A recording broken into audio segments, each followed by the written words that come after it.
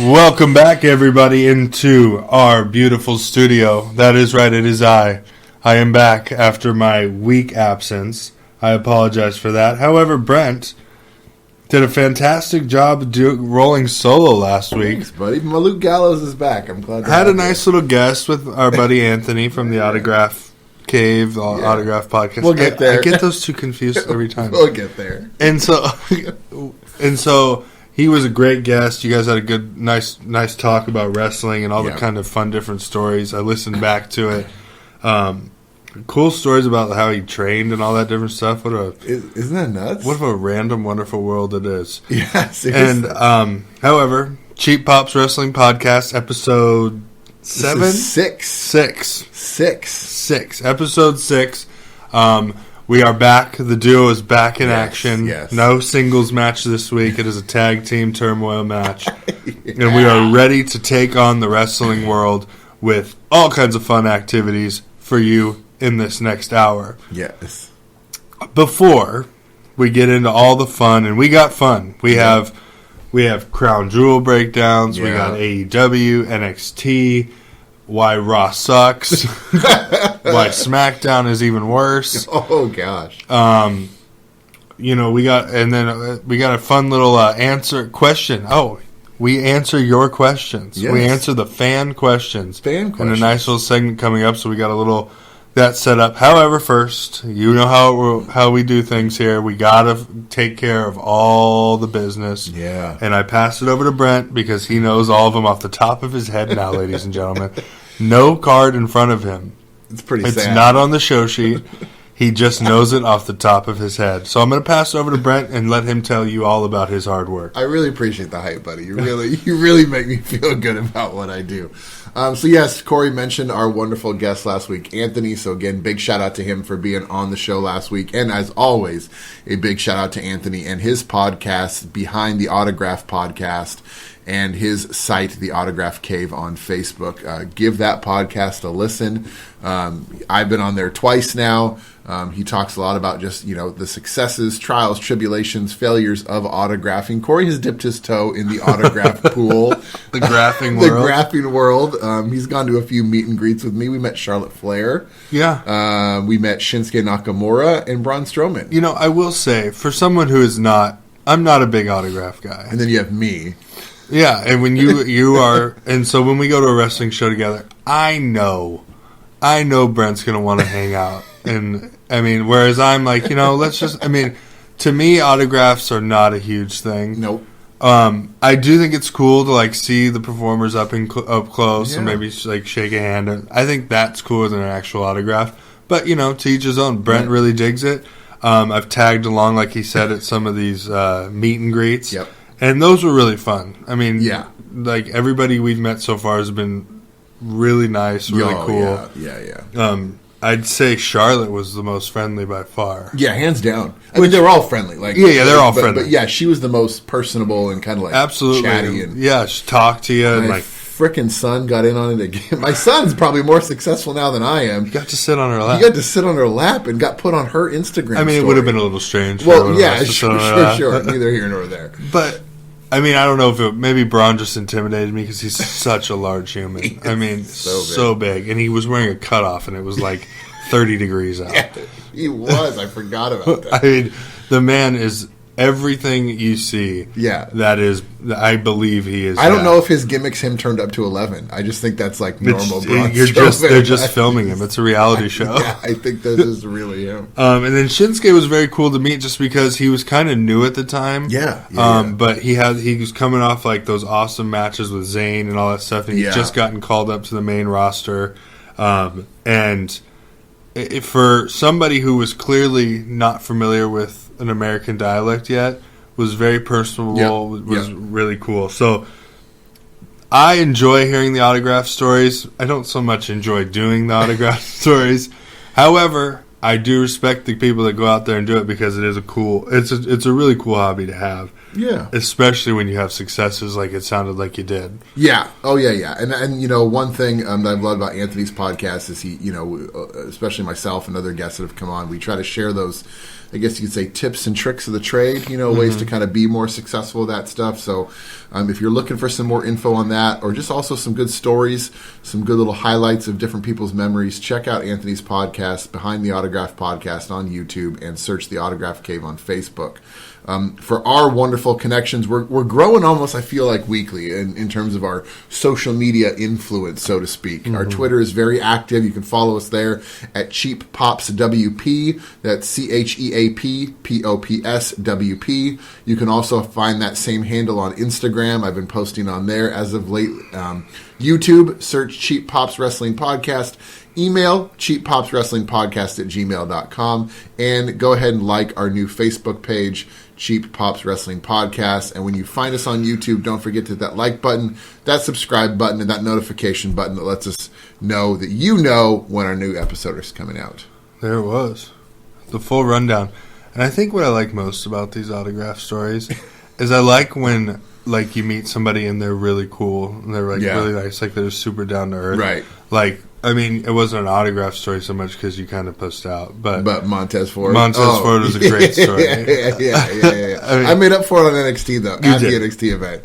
I would have preferred a picture with Montez in the middle of MGM Grand. But, yes. Oh, hands down. But, you there's some give and take there. Brent froze up, which is fine. I didn't have anything on me, though. Well, take a picture. It's true. Is it sad I expected him, of all places, in Las Vegas to be holding a sparkly red cup?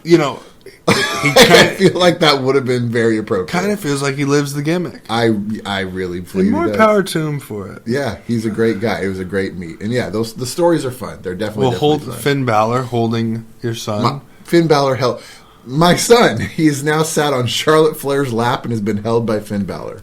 Oh, you got to meet Becky too. I didn't. We have met. Abe and I have met Becky. That was a really early one. I didn't want to go. Yeah, that was far and early, and you did not. You were not about that. It was like an hour and a half drive. Yeah, I've drugged Cory to one early one because remember we got in line early for Shinsuke. We did, and for Braun, but not that early. No, this was like we had to leave at like 5 a.m. Yeah, it started at like 8 o'clock in the morning. Yeah, and it was like a 2-hour drive, and it was in the middle of the week.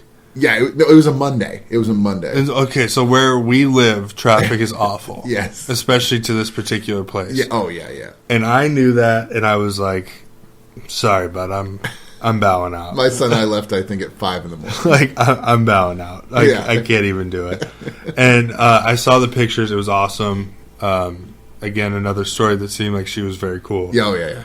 She's the man. I mean, come on. Of course she's cool. Yeah, I'm surprised she didn't punch you. I thought I was hoping for it. I wouldn't even have done anything. I would have just enjoyed it. So, on that note, we're gonna roll here now into our first segment. Yep. Where we're gonna kind of talk about. Well, we're gonna start this week. Let's start this week with our report cards. Yeah. So the weekly scorecard, if you may, and we've been doing the Twitter polls too, which has kind of helped gauge where we're thinking comparatively to the rest of the listeners. Did you do a report card last week? I did. I touched on a little bit. I don't think I did a full one because I didn't really want to do one without you. I like the banter, the back and forth. I appreciate that. That's why. But I did the Twitter poll, and overwhelmingly this past week, NXT won. Okay, overwhelmingly. So I'm going to go ahead and start. I thoroughly enjoy AEW. I know that Brent is he's a little, what's the word I'm looking for? Off and on Yeah, I'm losing interest weekly. The tag matches are a little much, but I understand what they're doing. Many. But you got to look at it from this standpoint. They're single stars that they're pushing. The Codys, the Jerichos, the Omegas, the Moxleys, the Pacs. These are all known people. Sure. The tag teams, nobody knows any of them. But sure. So I understand why they're really trying to sell those tag teams to build up their tag team division, because other than the Bucks, even the Lucha group. The Lucha Brothers? Yeah. I get them and the Lucha Party mixed up.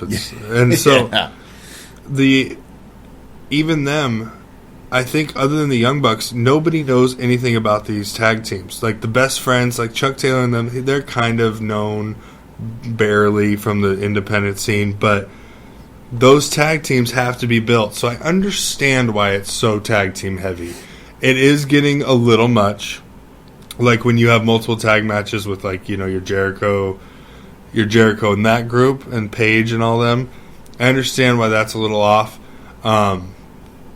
However, I thoroughly enjoy the show. I think it's fun. I think it's cool learning about new people I don't know about.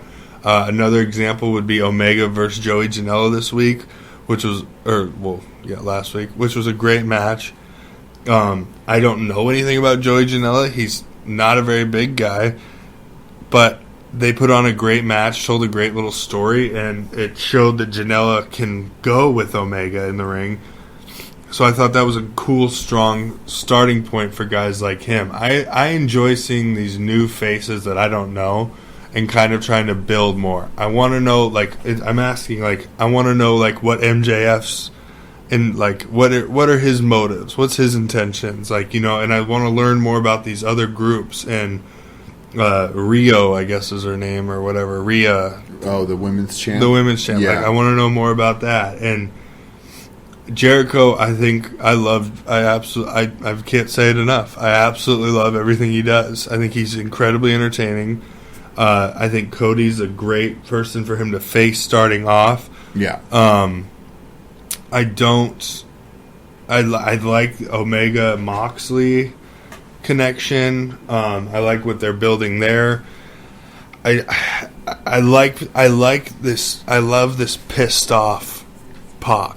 They called him Neville, but in WWE, but right. Pac, I love this pissed off character. He had that a little bit, at the end of towards his the WWE end. run. I feel like he Live. is so much better when he is this character. Oh yeah. And he's far superior as this than he was as just a happy face. Right, and Hangman Page is getting a ton of airtime, and he's very good. I like that they're building him. They have so many. They need a middle title.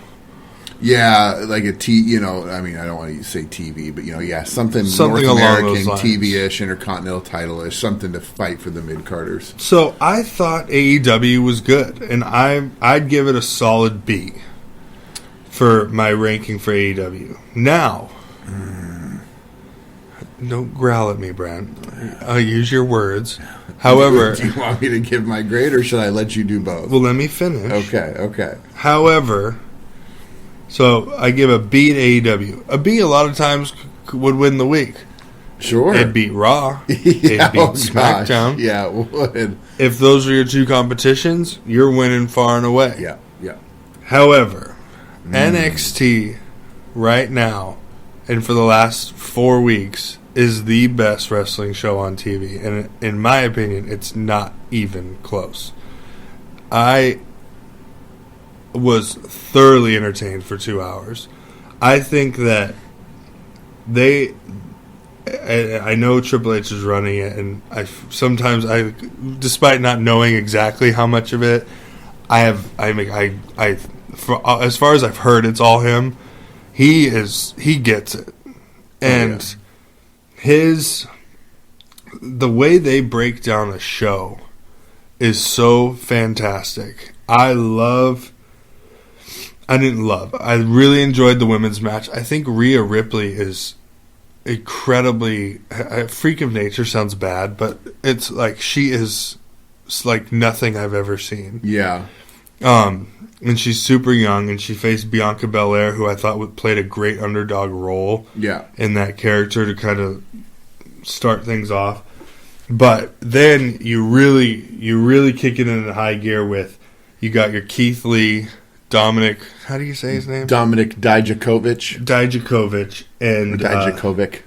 Whatever. Yeah. And then your North American champion, Roderick Strong. Yeah. Who is proving week after week he is a top level in-ring talent. He's the workhorse of that group. I mean, I know Cole's dealing with an injury right now, but I mean, they got him out there. I'm not going to lie, that match was fantastic. Oh, it was amazing. I mean, that corner spot was insane. Yeah.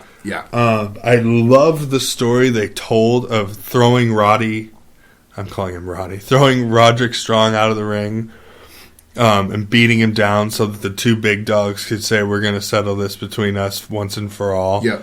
And the crowd was eating it up. And then, their the two guys not being able to.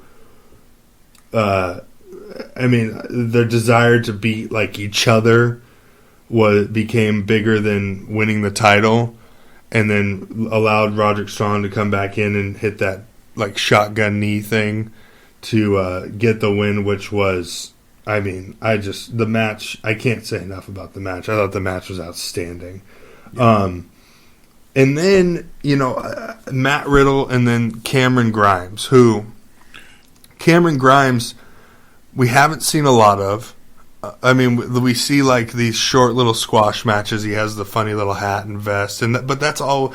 My only complaint about Cameron Grimes is that's all we really know. Is he's just a guy with a hat and a vest. We don't have a whole lot of character building. His finisher's kind of cool. It is, and like double stomp into the chest. It's almost like a standing coup de grace. Yeah, and they kind of showed how much like they kind of believe in him, or how much they think he could be kind of a star, because he went with Matt Riddle, who's one of their bigger stars, like a 2-segment match, like a 2-segmenter match, and gave them time. I think I'd like more character building with him, because I just don't know why we would know him or care about him. Right. I wonder if they'll do that with him and Tyler Bate, because obviously with Tyler Bate at like ringside, whatever, and like and then I'm a huge fan of Tyler Bate. Oh yeah. And so Tyler Bate with Cameron Grimes, I don't know what this means for NXT UK, because now they're starting to bring like those UK guys in, like Rhea Ripley and now Tyler Bate and his name's slipping me, the knee guy, and he works the fingers. Pete Dunne. Yeah. This is sad. I know that he works. He is, and like guys like him.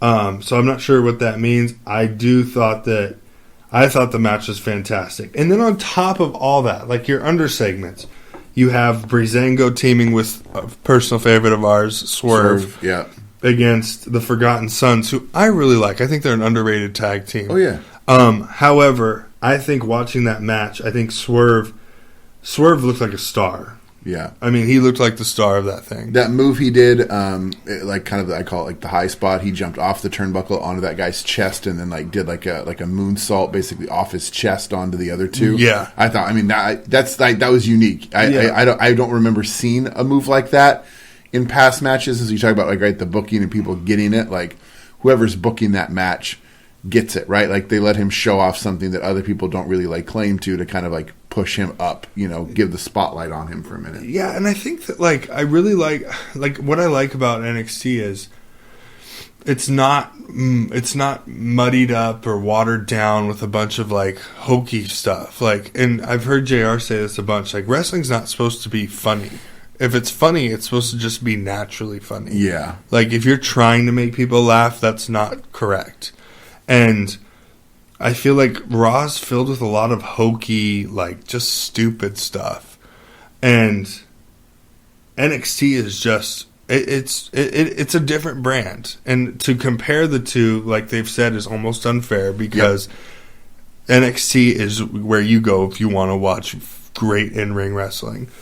And not to say that people on the Raw and SmackDown aren't good in-ring. That's just not what their focus is. Right. For a show. Because then you also set up things like this Angel Garza and Jack Gallagher with Lio Rush. Lio Rush is a guy that obviously they believe in talent-wise, because he had a lot of issues a while ago. Yeah, when he was with Bobby Lashley. And now he's a champion, and I think him and Garza kind of appear to be headed towards a little feud type thing. Yep. So that could be cool. While I give a B to AEW, it's a full-blown knockout A for NXT this week for me. Nice.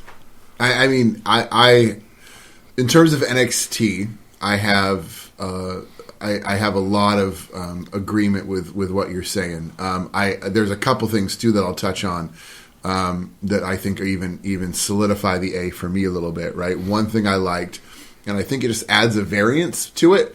You had Dakota Kai and Tegan Nox win that tag team match with Shayna Baszler's two buddies. Is their team the Kick? Is that what their name is? Yeah, now? Team Kick or whatever, something like that. Yeah. But they're now going to get an a women's tag title match against Asuka and Kairi Sane on NXT. So I like that, right? Because they've been saying this whole time that the NXT title, that the tag titles for the women can be defended on any brand. Right. But really, it's only been Raw or SmackDown, and for the most part, it's been Raw, right? Like, that's usually where we've seen it. So there's a little extra intrigue knowing that, like, oh, here's an NXT, right? Like, I think it's a smart move by WWE because they know they have these other teams lined up for whoever's going to have it to fight, on the bigger shows. But you give it to an NXT group. Now you bring a few more eyes on the screen to NXT. You highlight these other two women, in a much more prominent way because right now that division's pretty much being dominated by Baszler, Ripley, and Bianca Belair, right? Those three. So you get two other girls who have been out of action with an injury back kind of in the fold, and I like that. So I thought that was really good. And then obviously the big thing that was Finn Balor's heel turn. I don't think anyone saw that coming. I didn't. I totally glossed over it. Right. And like that's what's so crazy, right? Like to your point, how good of a show it was, right? If you can talk about all that stuff and then still go, oh, that's right. Like Finn Balor turned heel. It was such a cool way that it was done. Because he just like Pele kicked Gargano. Yeah. Like he didn't even have his jacket fully off. Like he literally started pulling it off and then just wha-bam. And then let the Undisputed Era beat up Ciampa. And so it's like you don't know, like, is Finn just going to be kind of this rogue guy by himself? Is he aligning with... you know what I mean? To me, it appears that he's going to be... I think it's clear that he's not part of the Undisputed Era. Right, and I would agree with that. I just think it provides a little extra something, right? Because you're like, well, what's he going to do next, right? What's his next move, right? And then all these interviews he's been doing of like the Prince is back, kind of friend like Prince Devitt and all that stuff. Like, I'm digging it. And it was interesting. I was reading something today that I thought was really cool, and they were talking about this heel turn and the production of it. So during that point, they turned his music on. Like they hit his music and they had his music play, and I heard that decision was made on the fly. Because they said what they were hoping for is they were hoping for a bunch of boos, and they were going to end on Finn Balor getting booed. But what happened was the NXT universe was so stunned, there was just shocked silence. And it was like a genuine, like, shock, not a bored silence. It was like, oh my God, like this is happening. And so they said that the production team made the decision to hit his music last minute, so they had some sense of noise to like end it because they said the crowd was just literally dumbfounded, which I think is a better reaction than boos. Think of when Brock Lesnar beat The Undertaker, right? That kind of like... You don't get those moments a lot. They don't happen often. And I think, again, kudos to Triple H, whoever else is involved in that production. I'm sure Sean had a little hand in that as well. That was so well executed for me that I have NXT at an A for me as well. Because everything is... I mean, the match with Riddle and Grimes I thought was really good. Both women's matches are really solid. The Undisputed, the Fatal, the Triple Threat match was really, really good. I was digging the show top to bottom. I mean, I think that, like, to show how good of a show it was, it's a weird way to put that, but to put it into perspective, if the show had ended, gone to black after the Triple Threat match with the Undisputed Era standing tall and Roderick Strong wins, it still would have been a great show. Yeah, yep, because you would have been, that's a really great match. That's a great way to end the show, yep. And then, boom, they hit you with this heel turn of somebody who, if my memory escapes me, somebody can correct me, has not been a heel yet. I don't think he's ever been a heel. In WWE. No. And so, I love a good rogue character. Oh, yeah. I shudder to say these things, but that's what Stone Cold was. Yeah. Stone Cold was a rogue. I'm not with anybody. I'm just going to beat everybody up because I'm going to get what I want.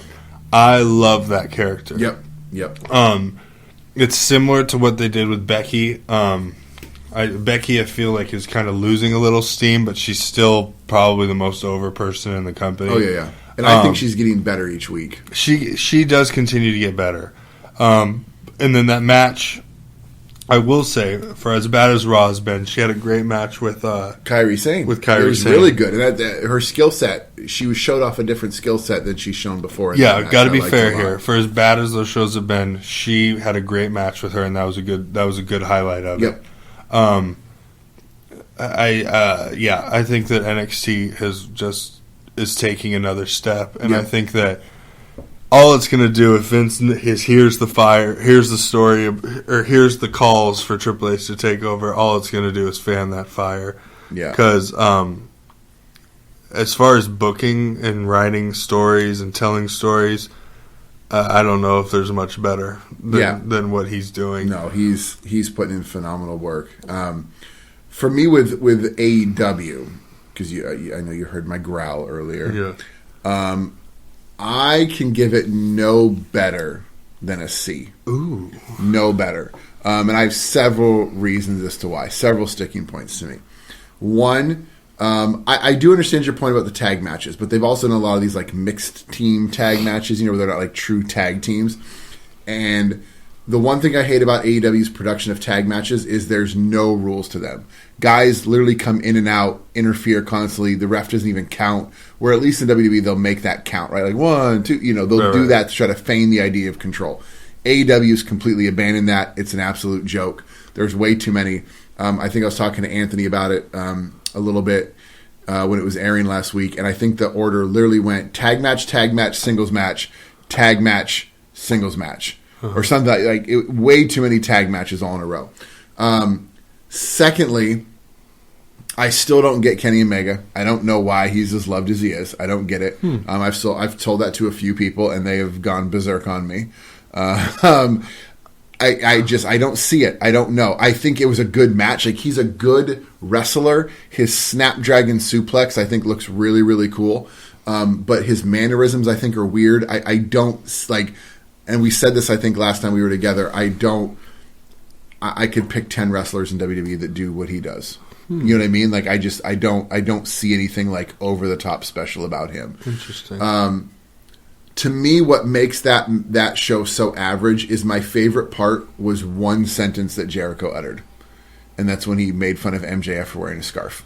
I literally laughed out loud, like, because I don't know if he's literally said, he goes, "Who wears a scarf, huh?" Like, and you hear the crowd like laugh because they're like, any smart wrestling fan like was like, "Wow, Jericho, really?" Like, and I just thought that was brilliant. Like, for Chris Jericho of all the people to be like, "Who wears a scarf, huh?" And like, I was like, that's the best. That was the part that was the most intriguing. But here's another reason, again, going a few minutes earlier into that. AEW has made it what I would say an active point to bash WWE as much as they can, right? Mm-hmm. You have WWE who won't even mention AEW. And then you have AEW that constantly mentions WWE, right? And there was so in that segment, right, the Chris Jericho, they're up in the skybox, all this and that, right?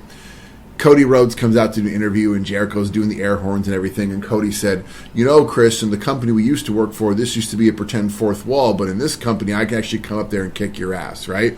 And he started to walk towards the barricade. He took one step over, and Chris Jericho uttered the classic line of, "It's 4-on-1, Cody, it's 4-on-1. What are you going to do when it's 4-on-1? And then one by one, his soldiers came out, right? And it was the same shtick over again, right? Now then Dustin came out. Well, it's still 4-on-2.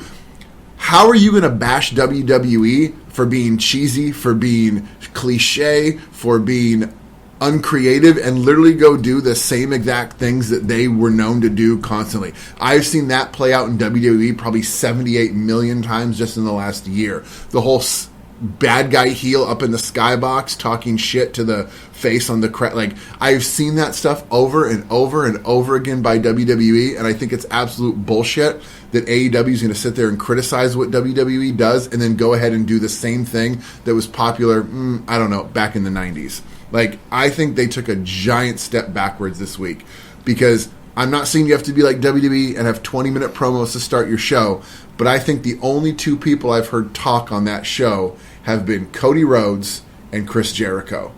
You got to let somebody else hold a microphone. You have to. Sure, that's fair. Even a tag team, right? Let Santana Ortiz hold the mic. let the Young Bucks get on and cut a promo. If you want to build up your tag team, let us, like you said, right, with like certain people, I want to know what their motivations are. MJF, and you talked about this on being on Stone Cold's podcast, that guy apparently lives and breathes that gimmick. Mm-hmm. You don't think he's quality on the mic? Yeah. You don't think he can sit there and bash a few people? You know what I mean? Like, I don't understand what they're doing. It almost has appeared too old. Like, they almost are starting to flirt with this line of being a little bit out of touch, and I think they're just trying to appeal to, sadly, the marks of the wrestling world, because you watch all these guys that just go ape shit over every single thing that happens on the show, and I'm sorry, not everything's worth going nuts over. You know, it's like we always hate the This Is Awesome chants. I think almost every match on AEW got one this week. And I don't know. I'm not impressed. I don't see what the hype is, because I think they're doing the exact same things they've been mocking WWE for. Well, then. And that's my rant. I'm sticking to it. There you have it. I'm sorry. And I'm a big fan of a lot of these guys. I love Chris Jericho just like you. I think Sammy Guevara could be a star. I dig Cody. I think Adam Page could be good. Pac, like, I agree with you. As a heel, he's amazing. I don't think they're going about it the right way. I think they have this, like, they have the demeanor of this, like, spunky little kid on the playground who's, like, trying to step up to the big dog, and I think they're falling a little bit flat. I think they're appealing too much to the marks, and they're not trying to actually gain an audience. Well, to that point, I'll say it's early. Yeah. Oh, yeah. And to the point of being the spunky little kid trying to step, I think they are.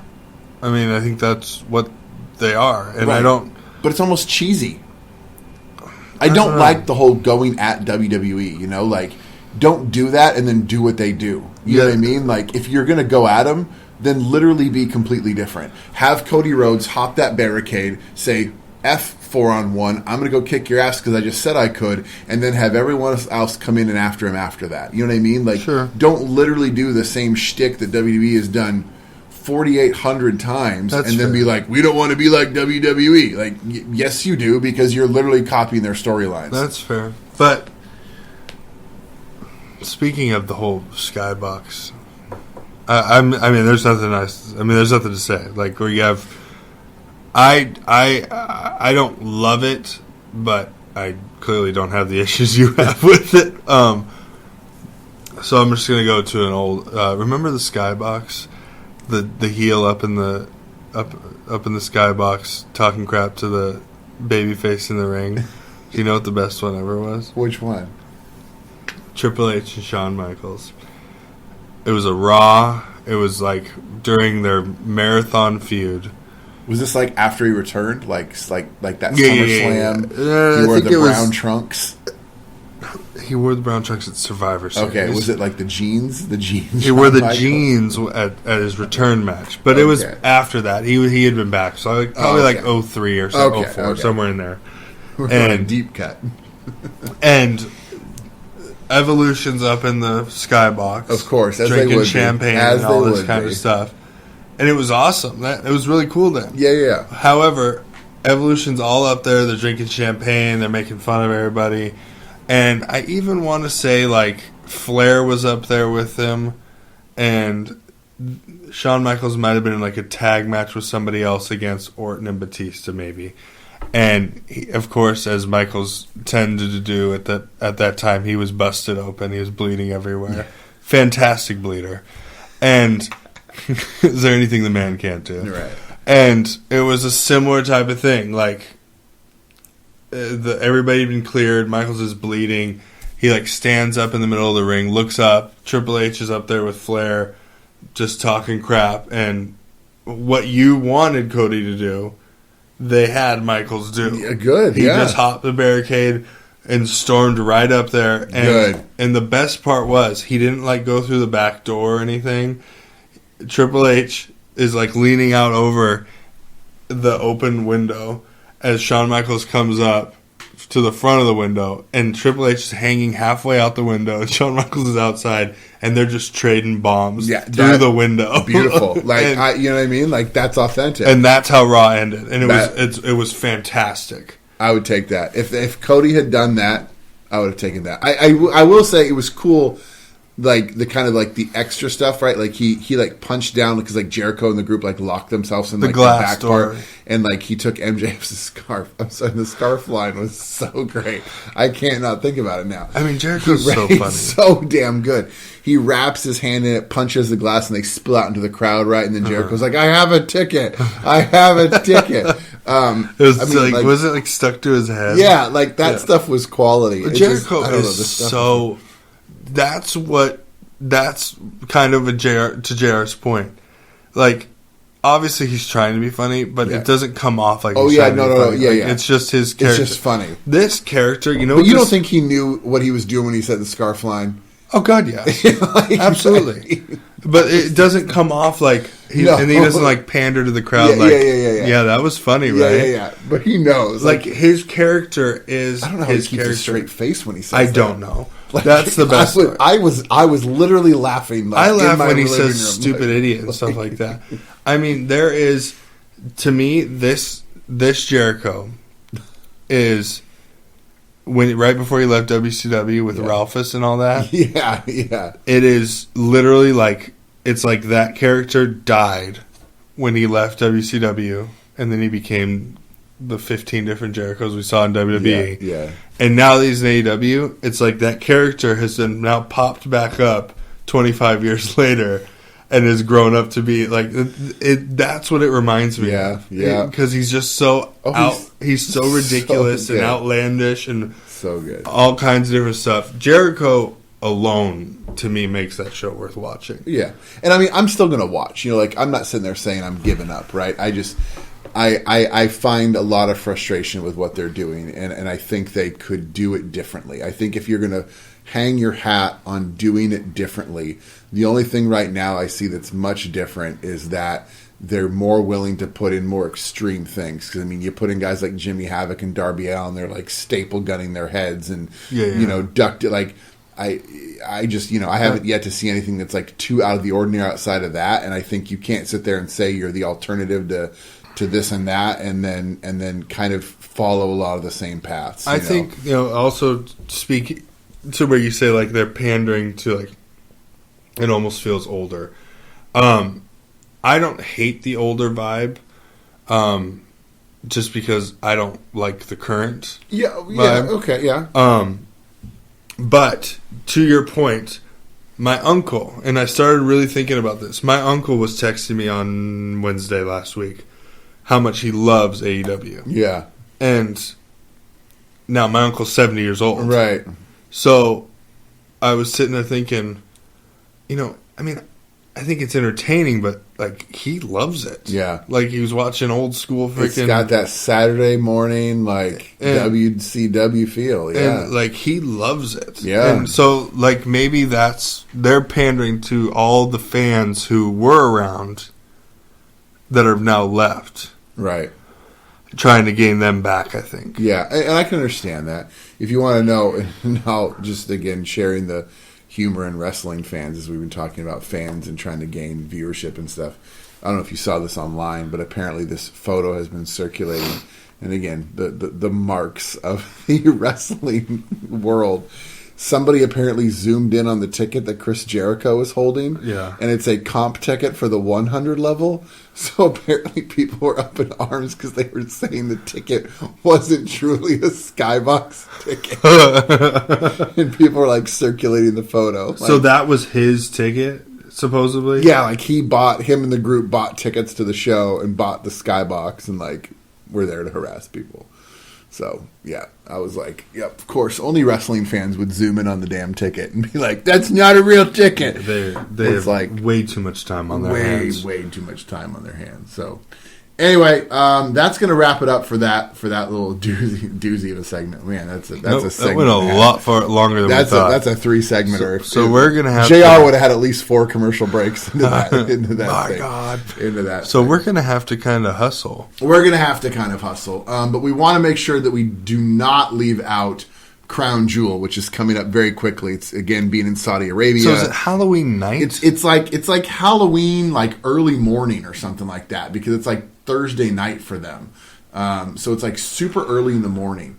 It's in as the countdown right now, Thursday, October 31st at 10 a.m. Pacific. So one day, 12 hours, 55 minutes, and 16 seconds. So they right had now. to have left by. They're there. I've been seeing photos and stuff circulating. Like Dave Meltzer and stuff has been updating. So they probably left like right. Yeah. After Raw. Yeah, they're there. So I do want to run down the card real quick, give you guys a rundown. We don't necessarily have to do predictions for every match, but I'm going to run down the card, and then we can kind of maybe touch on some things we want to kind of keep an eye out for a little bit.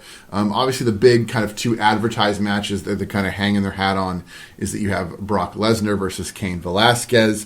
For the WWE Championship, you have Braun Strowman versus Tyson Fury. So kind of having that boxing, MMA sort of appeal to things. You have Universal Champion Seth Rollins versus The Fiend Bray Wyatt in a Falls Count Anywhere match that cannot be stopped for any reason. They've made that abundantly clear. You have Team Hogan versus Team Flair in a 5-on-5 tag team match. You have Mansoor versus Cesaro. Mansoor was the one who won the last 50-man battle royal. Okay. Again, I think he's a local. I think he's like a.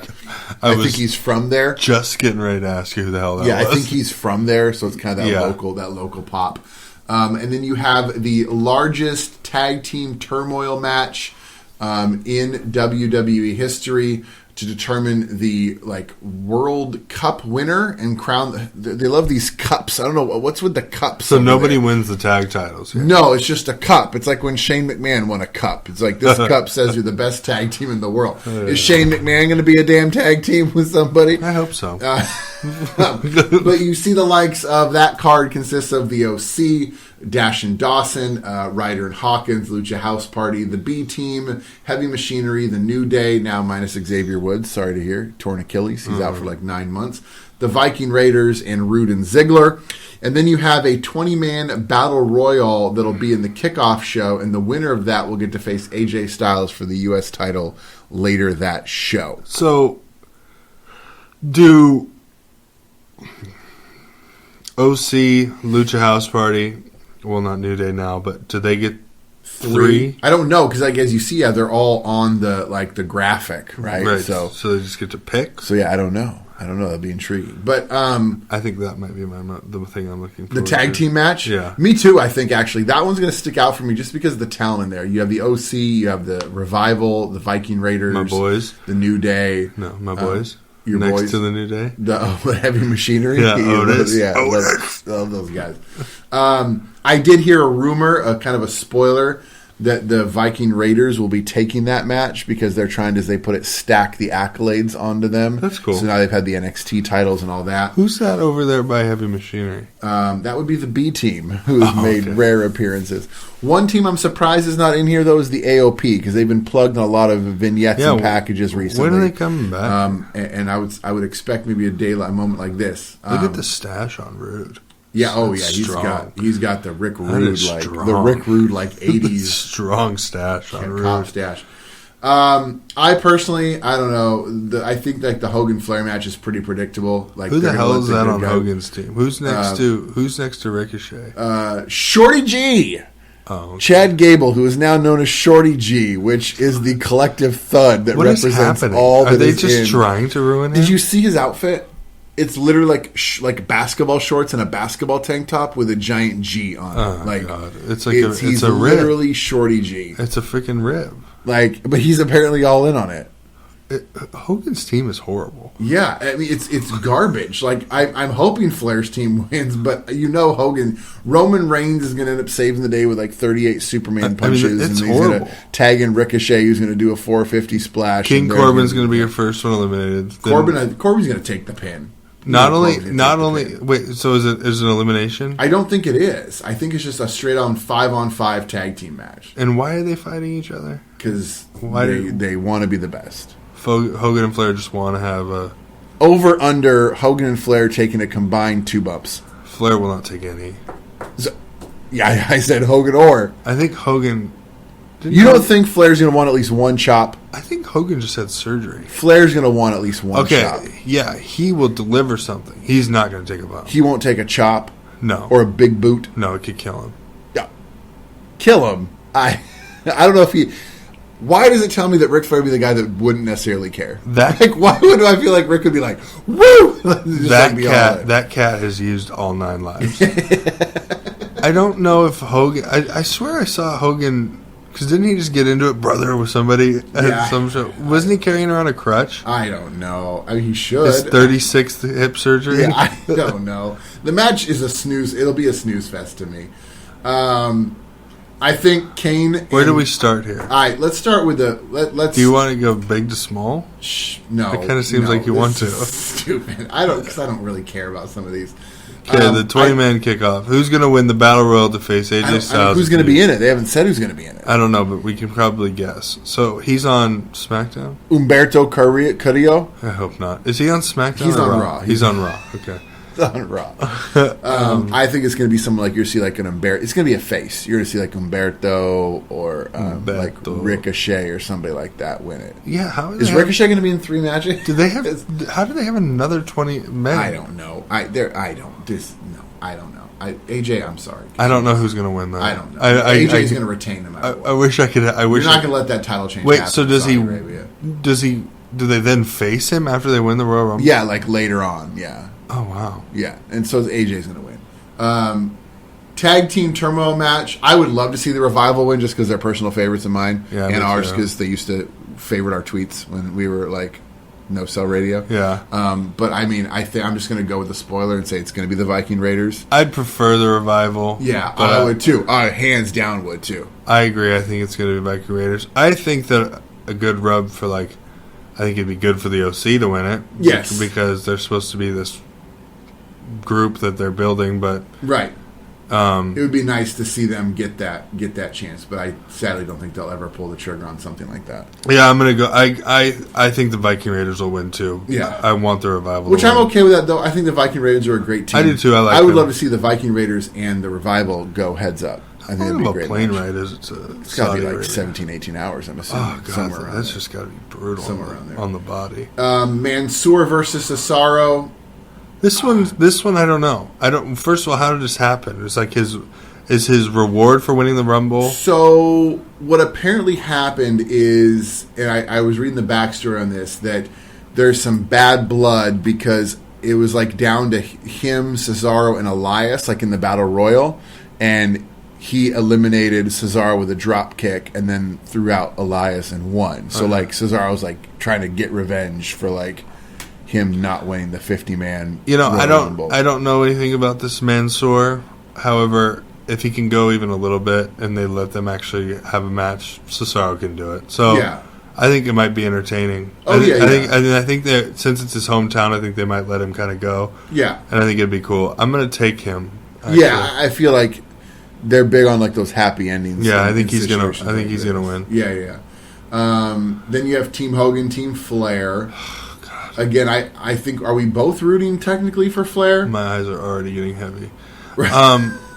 I think that if anybody, if Team Flair doesn't win, and if it's not Drew McIntyre winning it, I think it's a complete waste of time. Yeah, but it's going to be Roman Reigns winning it. You know it. Or he's going to like Superman punch somebody, which is going to then tag in Ricochet, and Ricochet is going to do like a 450. I'd like to see Reigns like deliver a big like Superman punch, and then turn around and get hit with not a bro kick. Claymore. Yeah. Which is such a cool name. It is really cool. I feel like it's almost a better kick. It is. Because he completely leaves his feet. Yeah, and he gets hit with that, and I think McIntyre has to win this match. Yeah. Oh yeah. Otherwise, it's a waste of time. I just don't think they're going to let him. I don't think they're going to. I don't know. I just feel like they're too big into like the faces winning that type of stuff. But I may be wrong on that.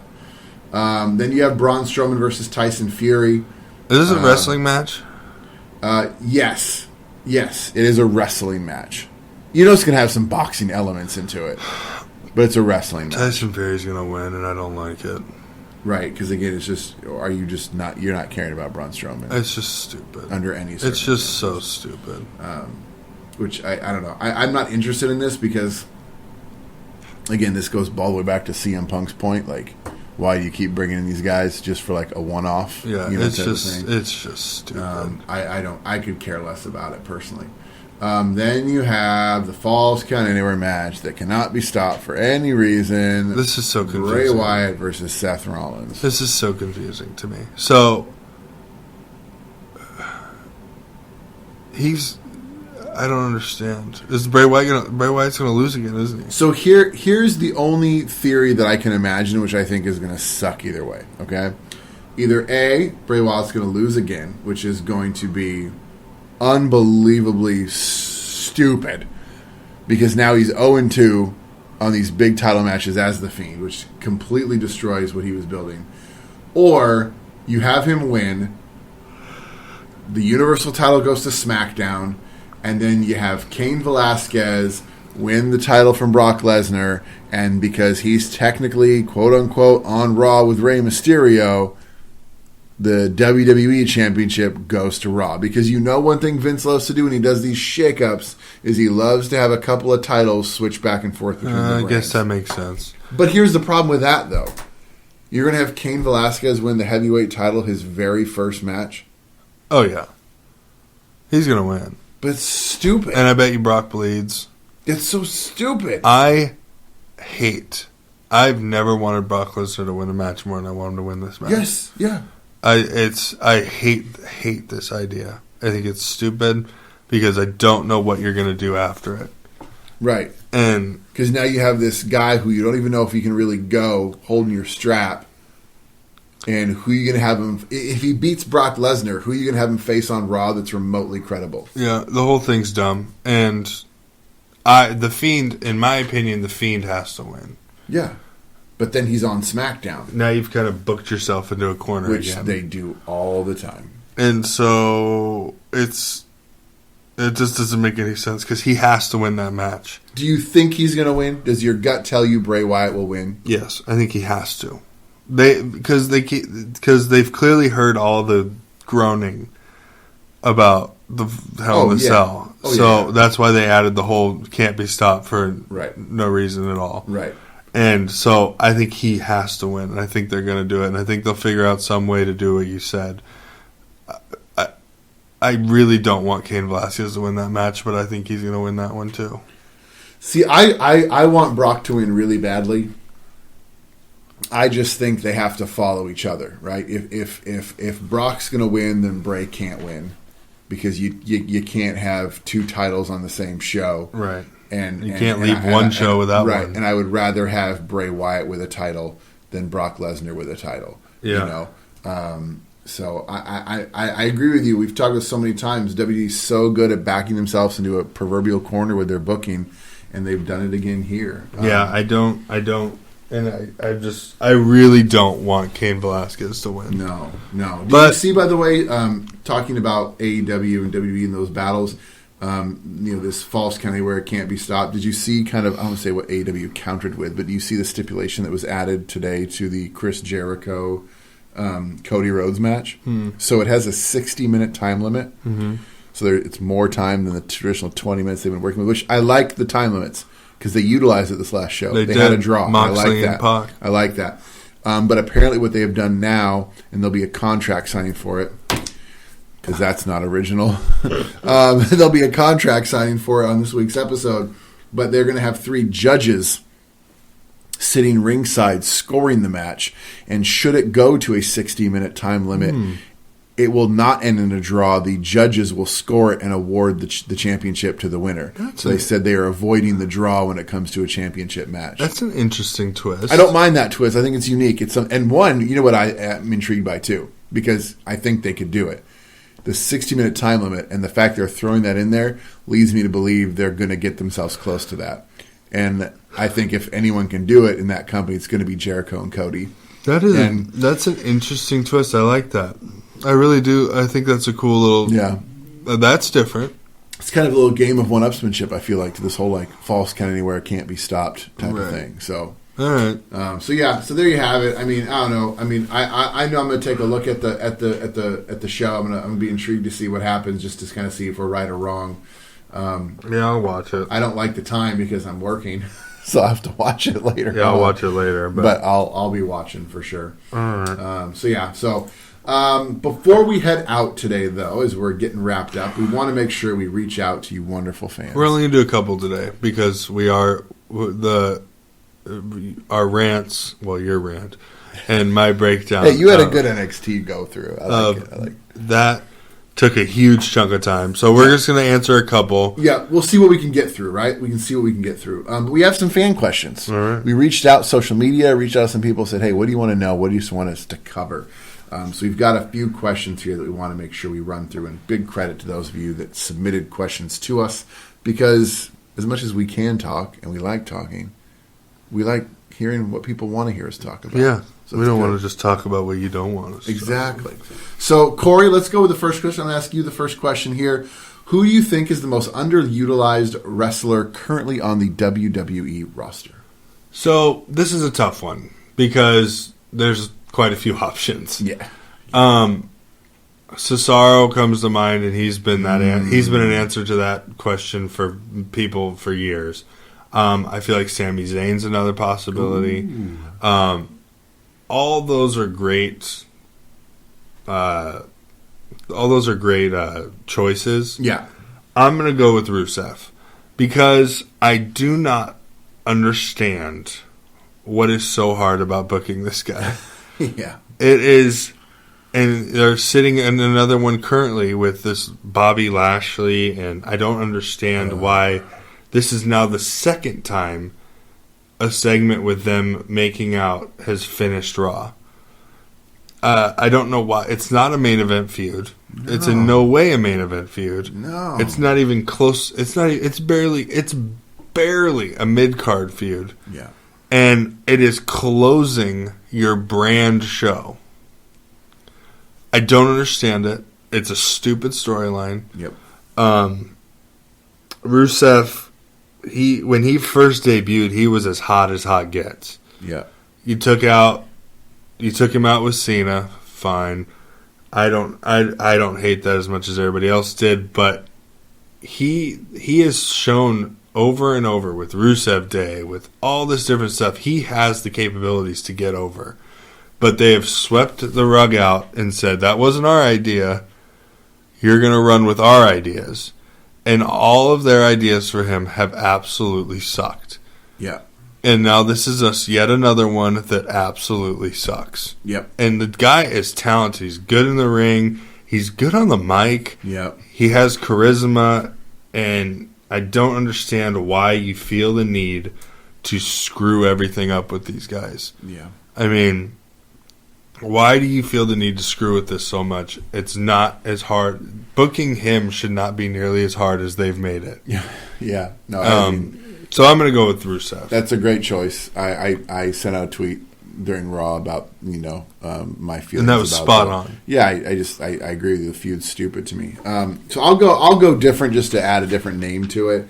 And this will actually be two names. It'll be an interesting choice because they are currently title holders, but I'm going to say the Revival. And the only reason I'm going to say that is because kind of like the OC, when they get a chance at the top, it doesn't usually seem to last long.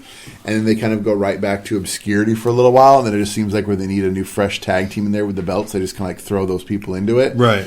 And I just, we've seen them live. We've seen them on, they're freaking Scott Dawson's like amazing on Twitter. I love watching his Twitter feed because like you also can tell he's a nerd when it comes to wrestling, like all of us. Like he just sits and watches like 1980s tag matches and like flips out over what he sees and like tweets gifs of it and stuff. Like it's amazing. God bless him. But I would say the Revival, just because I don't feel like they've been given the time that they deserve. I think they could do a lot more with them, and they don't give them the mic enough. They don't give them enough. Like they could be like a centerpiece of, I want to say a show because it's hard for a tag team to be that, but like they could, like how you've had the New Day in this position of kind of like being main eventers, right? As a tag team, the Usos have kind of flirted with that territory.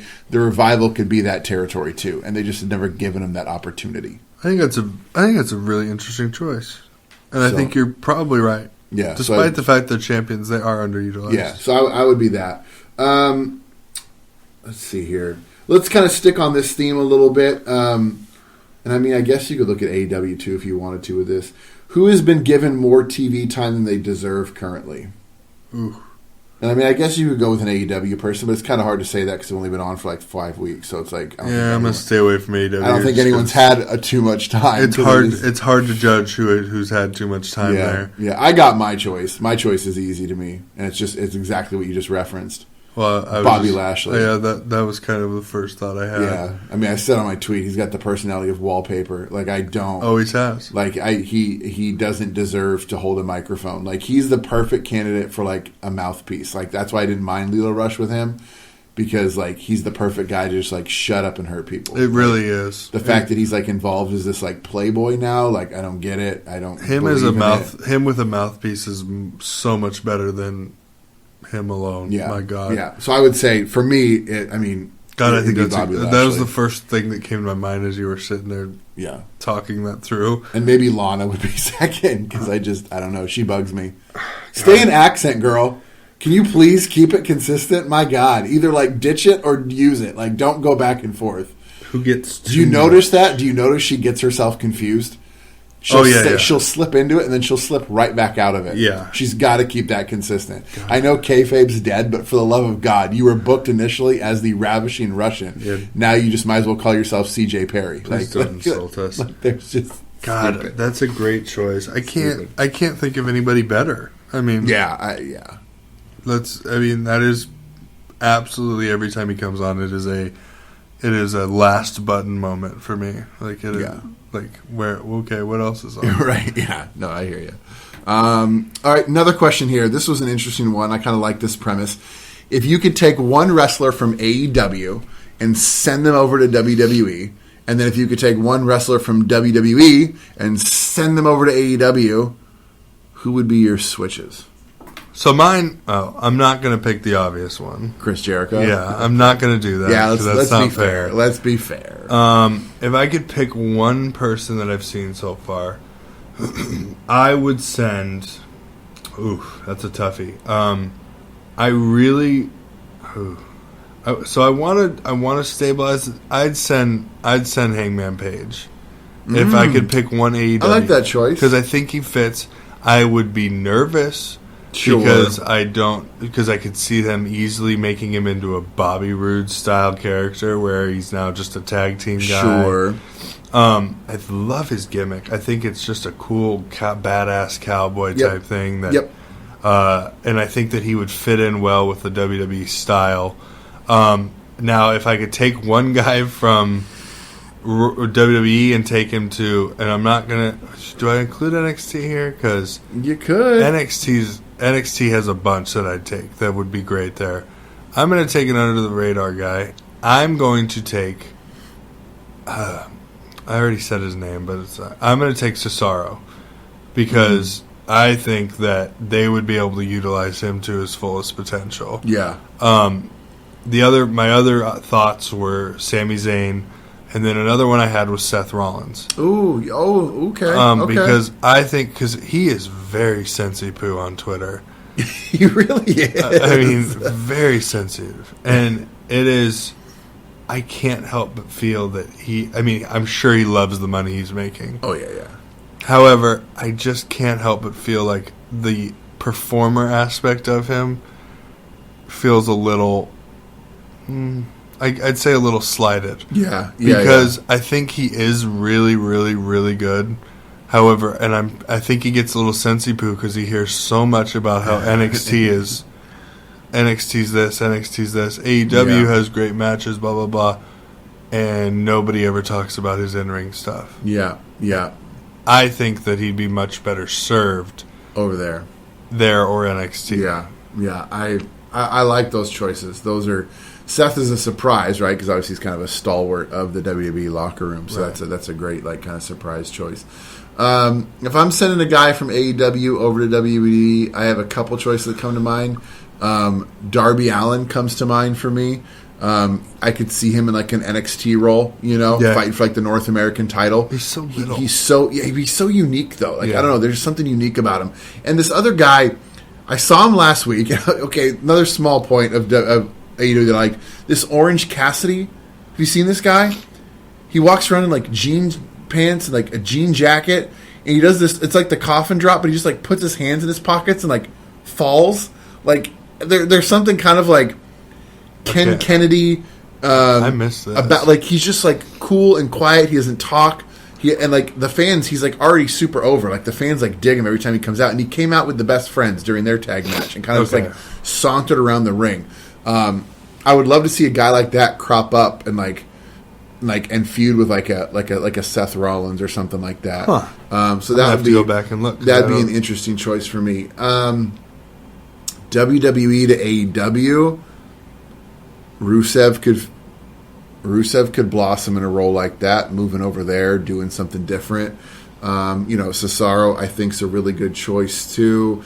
I mean, you even look at like a couple of the women wrestlers, like the Iconics. Yeah, the women. You know what I mean? Like the women would probably be best served because that is where they're really struggling. Yeah, like the Iconics, I think, could be a good choice because like you have the Young Bucks and the Private Party and the Lucha Brothers. Like you have these like tag teams in the men's division that are really strong. But not only would the Iconics bring over a like women's tag team that again has that comedy side to it, that kind of like heelish side to it. They're also strong singles competitors in their own right. So you're not only strengthening that singles division, you also have the possibility of maybe having like some sense of like a women's tag team division as well. So I would love to see what the Iconics could do over there. Feuding with like a Britt Baker. I dig like that. I dig that idea, and I think that a women moving over would serve them best because they really need help in the women's department. Their women's division is the most unknown of their divisions, and that would give them at least two additional names that the casual fan might know or might have at least heard of. You know what the real question here is? How does Britt Baker run a practice of dentistry? Does she really? Yeah, like she's a real dentist. It's a true thing. It's real. I would gladly go to the dentist. How does she do that and be a full-time wrestler? She's amazing. She take every Wednesday off, and she dates Adam Cole. She does. Boom. Boom. Do you want one more? I got one more. We talked about this one a little bit. I don't know if we have enough time to get into it. What is it? The question I kind of previewed for you a little bit. You know what? Let's sit on it. Let me drum something up because we have this unique question that was asked of us, and it's worth some thought, and it's also worth some intrigue because there's like this wild rumor that this has all been talked about because there could be something happening at Crown Jewel. Yeah. So maybe it might be worth addressing this question after Crown Jewel, just in case something does happen. Yeah. And then we can kind of go. And then we'll go back because I want to give it the proper. I don't want to just drum something up. I want to give it the proper thought. The proper thought. Okay. So we're going to say, but we're not going to reveal what that question is. Yeah. But we're going to let you know it's a big one. It's an interesting one. It's an exciting one. If it's true, it's exciting. It's really exciting. And if you want to have a hint as to what it was, you got to definitely listen to Anthony's podcast on the Autograph Cave because him and I talked about this when I was a guest on his show a few weeks ago. Right on. You talked about the rumor. Are you a recurring guest now? I'm his first and only current recurring guest, yes. So is that like every week? No. You're just going to be like on... Yeah, just pop up times. now and then, yeah. Nice. See what happens. But yeah, that's going to do it for today. We were just going gangbusters there. Big time. We had a lot to cover. It's good to have you back, buddy. I'm going to end... It's good to be back. Yeah. I'm going to end every show by asking CM Punk to return until he does. Would you like me to tag him in this when we post it on Twitter? CM Punk. Please come back. Please. We would love it so much. Can you imagine the pop he would get if his music Cult of Personality hits? Oh my gosh. It would be deafening. It would be deafening in my house. Oh, yeah. And Cory and I, little known fact, Cory and I are neighbors. So we would definitely know our level of excitement. Both open our back doors just screaming. Yeah, we would. So I'm going to end every show until it happens like that. With CM Punk. CM Punk. It's time. Please come back. Please come back. It's time. Great allusion to what CM Punk used to do, looking at this metaphorical It's clobbering time, my friend. It's clobbering time. I forgot that was his slogan. Oh, man.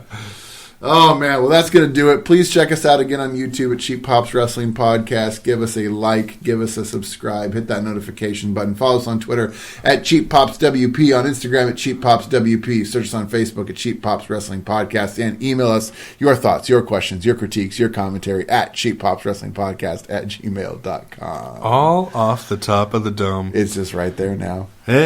Until next week. Yes. I'm Cory. And I'm Brent, and we will see you later.